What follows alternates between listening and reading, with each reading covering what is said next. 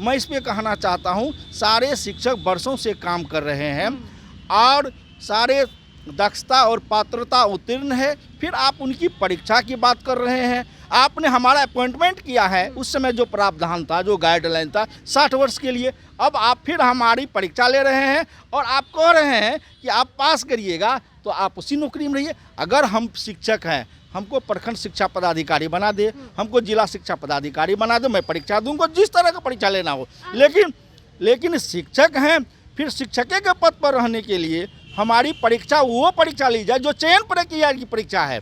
तो ये कहीं ना कहीं उचित नहीं है, अनुचित है। ये शिक्षकों को छटनी करने का है और उसका नतीजा मैं आपको बताना चाहता हूँ।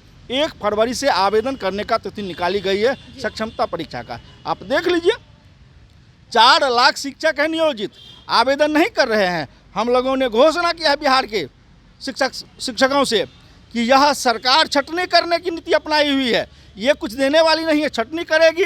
इसलिए शिक्षक सरकार के ऐसे अनुचित निर्णय का विरोध किए हुए आवेदन नहीं कर रहे हैं, परीक्षा नहीं देंगे।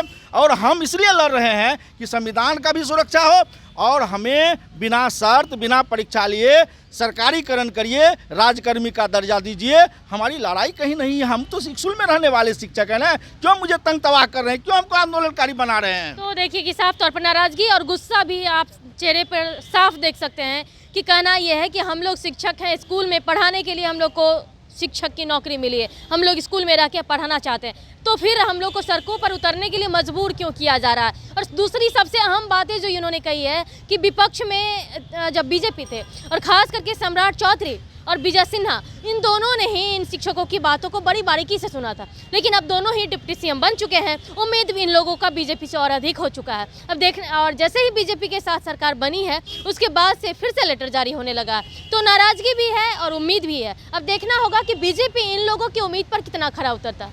बने रहे कशिश के साथ पटना संकेता से।